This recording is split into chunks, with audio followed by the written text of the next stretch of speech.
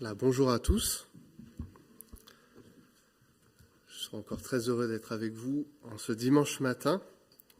Simplement dire que du coup, hier, j'étais avec Léonie à Mosaic Orchestra pour le concert de Mosaic Orchestra et 50 musiciens avec 20 choristes qui chantent Minuit chrétien et qui dit Peuple debout et tout le monde se lève. Il manquait les anges et on y était pour l'éternité, réellement. Et dans ce temps de l'Avent, on se rappelle de la venue du Christ en tant qu'un petit bébé qui vient à notre rencontre, Dieu fait homme. Et on va avancer dans notre étude dans le livre de l'Apocalypse. Thomas avait pu initier une première réflexion sous le thème de l'espérance dimanche dernier en prenant ce texte d'Apocalypse 21. Et on va nous retourner un peu en arrière pour partir du début du livre de l'Apocalypse, à partir du chapitre 3. Mais avant tout ça, j'aimerais vous poser une question. Est-ce que vous avez déjà eu un bilan annuel de compétences dans le cadre de votre travail, un bilan annuel par rapport à une mission qui vous était confiée, et de voir si vous l'aviez réalisé ou non? Qui a déjà vécu ce type d'entretien avec son patron, son chef, sa boîte d'intérim? Je ne sais pas, voilà. Peut-être vous avez déjà, du coup, expérimenté le fait que lorsqu'on vous donne une tâche à accomplir, une mission, il est de bon ton de faire un bilan pour voir où ça en est et pouvoir rectifier au besoin pour que la mission soit accomplie. Et c'était à peu près le propos de ces lettres qui sont adressées à 7 églises dans le livre de l'Apocalypse, 7 églises qui doivent entendre ce que Christ a à leur dire par rapport à la mission qu'ils ont reçue de témoigner de l'Évangile. Mission, c'est-à-dire envoyer, envoi, action d'envoyer. Et donc, ils avaient reçu cette mission d'être témoins. L'ont-ils accompli? Chacune de ces églises va recevoir de la part d'un ange qui écrit, et c'est relevé par l'apôtre Jean, une parole en ce sens. On va lire la dernière lettre, la lettre à Laodicée, et on va poser ensemble ce que cette église a réussi, là où elle a échoué, et comment ça peut nous accompagner dans cette préparation, dans ce temps de l'Avent, vers Noël, vers ce rappel, comme je l'ai dit, de Christ qui vient parmi les hommes. Donc nous lisons dans l'Apocalypse chapitre 3, des versets 14 à 22. Apocalypse chapitre 3, versets 14 à 22, je vais lire selon la version de la Semeur. À l'ange de l'église qui est à Laodicée, écrit : Voici ce que dit celui qui s'appelle Amen, le témoin digne de foi et véridique, celui qui est au commencement de la création de Dieu. Je connais ta conduite, et je sais que tu n'es ni froid ni bouillant. Ah, si seulement tu étais froid ou bouillant. Mais puisque tu es tiède, puisque tu n'es ni froid ni bouillant, je vais te vomir de ma bouche. Tu dis : Je suis riche, j'ai amassé des trésors, je n'ai besoin de rien. Et tu ne te rends pas compte que tu es misérable et pitoyable, que tu es pauvre, aveugle et nu. C'est pourquoi je te donne un conseil. Achète chez moi de l'or purifié au feu pour devenir réellement riche, des vêtements blancs pour te couvrir afin qu'on ne voie pas ta honteuse nudité, et un coulis pour soigner tes yeux afin que tu puisses voir clair. Moi, ce que j'aime, je les reprends et je les corrige. Fais donc preuve de zèle et change. Voici, je me tiens devant la porte et je frappe. Si quelqu'un entend ma voix et ouvre la porte, j'entrerai chez lui et je dînerai avec lui et lui avec moi. Le vainqueur, je le ferai siéger avec moi sur mon trône, comme moi-même je suis allé siéger avec mon Père sur son trône après avoir remporté la victoire. Que celui qui a des oreilles écoute ce que l'Esprit dit aux églises. Amen. Alors c'est la seule église en fait qui n'a pas de côté positif, en tout cas tel qu'exprimé dans les 7. Et en même temps, je pense qu'il y a quelque chose qui doit nous parler ce matin dans la mission de l'église et la manière dont nous sommes appelés à l'accomplir. Je vais prendre ce texte sous 3 points, de manière assez standard. Le premier point, c'est une église dont la mission n'est pas accomplie. La deuxième, c'est la question de riches et pauvres, une église riche et pourtant pauvre. Et le troisième point, tourner ses regards vers Christ. Le premier point, une église dont la mission n'est pas accomplie. Vous l'aurez compris avec moi, la problématique posée pour cette église de Laodicée, c'est qu'elle n'est pas utile à la mission qui lui était dévolue. Elle ne sait pas annoncer l'évangile, elle n'arrive pas à s'accorder avec la mission qu'elle a reçue du Christ. La question de l'utilité a toute sa place dans ces quelques lignes. Pourquoi ? Parce que je crois que l'auteur inspiré de ce texte, l'apôtre Jean, connaissait bien Laodicée, ou alors c'est l'Esprit Saint qui lui a permis de bien connaître cette ville, et il est important archéologiquement de la situer dans l'ensemble. Laodicée, c'est dans l'actuelle Turquie, et à l'époque, il y a beaucoup de grandes villes qui sont présentes ici, pas très loin de la mer, et Laodicée est un pont parfait entre les grands ports de l'époque, Éphèse notamment, et le continent.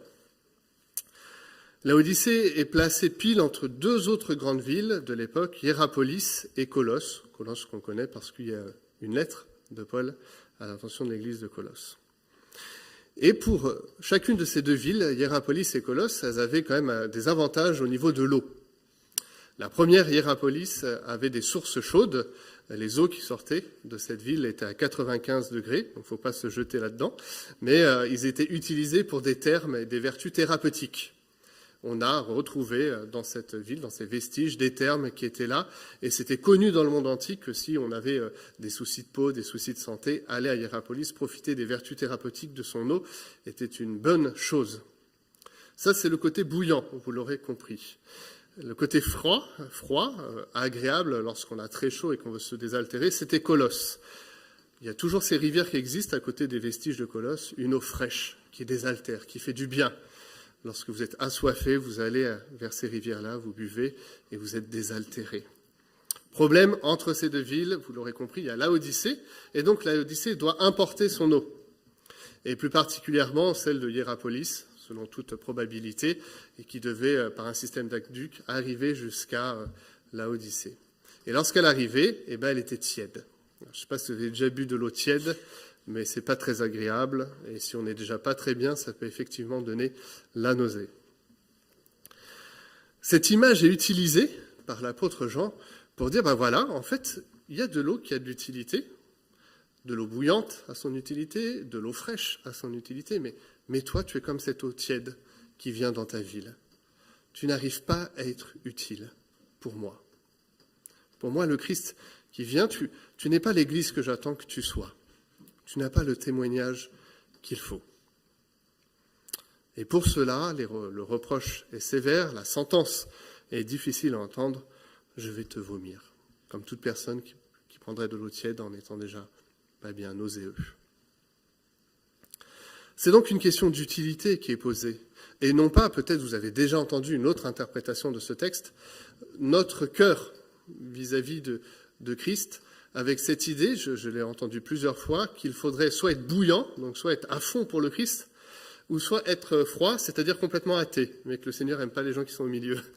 Je trouve ça assez étrange de poser cette façon de penser, parce que ça voudrait dire que Dieu a plus de plaisir de voir quelqu'un qui est fortement contre lui que quelqu'un qui se pose un certain nombre de questions pour s'approcher.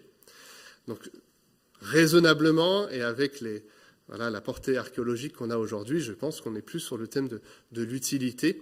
Cette Église n'a pas su porter une nouvelle qui fait du bien, qui guérit l'âme, comme cette eau bouillante qui avait ses vertus thérapeutiques, ou une eau qui désaltère, comme ce Jésus qui vient vers la Samaritaine pour dire, voilà, cette eau que tu cherches, c'est moi qui suis cette eau. Et entre deux, Laodicée n'a pas su trouver sa place, n'a pas pu porter ce message.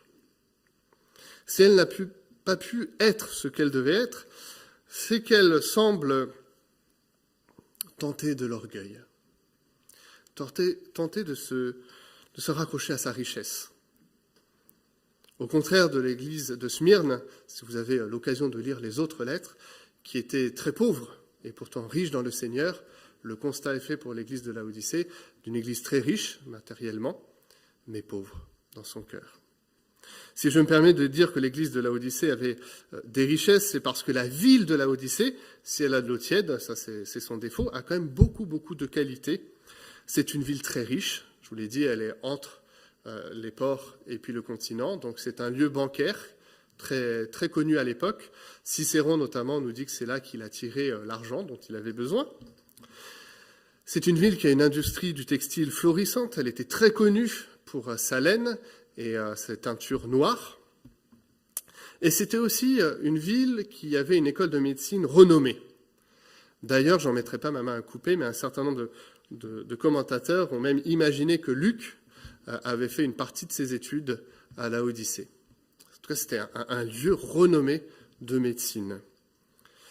Mais le problème, c'est que l'esprit de cette ville riche, bouillonnante culturellement, qui avait beaucoup de qualités, avait envahi l'Église. Et Jean va jouer sur cela, sur ce thème, en reprenant toutes les richesses de cette ville et en apportant la solution qui est de venir à Christ, très simplement. Je vous relis avec vous. Tu as pensé que tu étais riche, tu as amassé des trésors, et on peut imaginer que dans l'église de Laodicée, il y avait des hommes, des femmes qui étaient soit dans le contexte bancaire, soit dans l'industrie du textile, soit médecins, donc des gens tout à fait capables intellectuellement et financièrement, et pourtant tu ne te rends pas compte que tu es misérable, pitoyable, que tu es pauvre, aveugle et nu. Et en reprenant le terme économique, cher à cette ville et sûrement impliqué aussi dans l'Église, Jean va appeler à ce qu'ils viennent acheter chez Christ ce dont ils ont besoin. Il y a toujours un peu de taquinerie dans la Bible. Donc il reprend ce qui est vécu dans cette ville, et puis il utilise même les termes associés. Et c'est Christ qui dit, voilà, je te donne un conseil, viens acheter chez moi de l'or purifié au feu pour devenir réellement riche. En contraste, du coup, vous l'aurez compris, avec toutes les banques présentes. Des vêtements blancs pour te couvrir afin que tu ne vois pas ta honteuse nudité. Dans le contraste avec cette industrie du textile florissante, et en particulier de cette teinture noire. Un collier pour soigner tes yeux afin que tu puisses voir clair par rapport à l'école de médecine, qui est là, qui est connue dans le monde antique et plus particulièrement en Phrygie. Riche et pourtant pauvre. Riche au sens matériel du terme, ça c'est sûr. C'est sûr qu'une partie de cette Église ne manquait de rien. Et peut-être même que cette Église était tentée, comme d'autres avant elle, de se dire, mais si le Seigneur a béni matériellement, intellectuellement, notre Église, c'est que notre condition spirituelle associée est bonne aussi. C'était la même remarque qu'avait faite le royaume du Nord à l'époque du prophète Osée. C'est un petit spoiler parce qu'on va étudier ça en groupe de quartier la semaine prochaine. Où le royaume du Nord, Éphraïm, qui prend cette parole et qui dit « Oh là là, je suis tellement riche et il n'y aura rien à me reprocher, aucun péché. » C'est le signe distinctif de ma bonne santé spirituelle. Malheureusement, ça n'est pas le cas. L'église de Laodicée a été contaminée par tout cela, par cette richesse, par cette tentation sûrement de prendre plaisir en elle-même, plutôt que de prendre plaisir en Christ.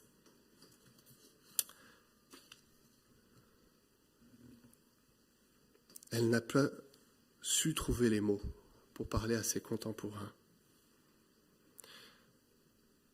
Le Seigneur dit alors, et là j'aimerais vous donner une belle parole aussi qui est portée par ce texte, derrière les reproches, il y a une solution. Viens à moi, Église de Laodicée. Je t'aime, et c'est pour ça que je te reprends et je te corrige. Citation du livre des Proverbes. Viens, tu pourras acheter chez moi ce dont tu as besoin. Tu pourras être guéri. Tu pourras prendre les vêtements qui sont les tiens. Repens-toi, fais preuve de zèle, change, parce que je continue à me tenir à la porte et je frappe.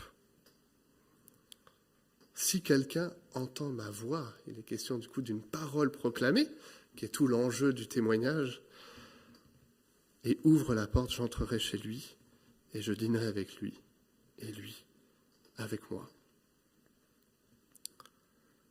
Ainsi, derrière l'être et le faire que nous pouvons avoir tous ensemble, il y a aussi notre dire. D'abord le dire de la parole du Christ, à notre attention et notre témoignage à nous pour permettre aux hommes et femmes d'entendre et de pouvoir répondre consciemment au salut offert par Dieu en Jésus-Christ. Autrement dit, seule la proclamation explicite de l'Évangile rendra audible l'amour de Dieu que nous avons à manifester en tant qu'Église. Riche mais pauvre. Et pour changer et devenir riche en Christ, l'Église de Laodicée va devoir tourner ses regards vers Christ seul. Dans ce texte, il est évident que tout le propos est de ramener cette Église de Laodicée, ces croyants, au Christ seul. Parce qu'il y a toujours un effet pervers à ce qu'on pense bien faire. Je viens de vous parler du dire. Vouloir être témoin de l'Évangile en intégrant son être, son dire, son faire d'une manière exemplaire et brillante, oui, mais au risque de diriger le regard vers l'Église plutôt que vers le Christ. Et de faire peser sur la communauté des croyants une injonction de perfection écrasante, inauthentique, au préjudice du message de la grâce. Ce matin, ce n'est pas vers l'Église qu'on doit regarder, mais c'est vers le Christ. Et c'est le propos de Christ pour l'Église de Laodicée. Regardez vers moi, je suis l'exemple d'une mission bien accomplie. Je suis l'exemple d'un homme qui a pu accomplir ce que je vous demande. Et dans ce temps de l'Avent, l'accomplissement est évident. Il est venu, il s'est fait chair, il s'est incarné, et il a fait les choses, je pense, de manière pleine, en ne prenant pas le corps d'un homme de 30 ans dès le début, mais en étant en gestation pendant 9 mois, comme chaque être humain, en étant né bébé, en grandissant, en passant l'adolescence, je ne sais pas s'il a fait une crise d'adolescence, mais en tout cas il y a eu l'adolescence qui est passée par là, en étant adulte, en manifestant sa pleine compassion et sa pleine mission d'annoncer l'Évangile aux hommes en étant parmi eux.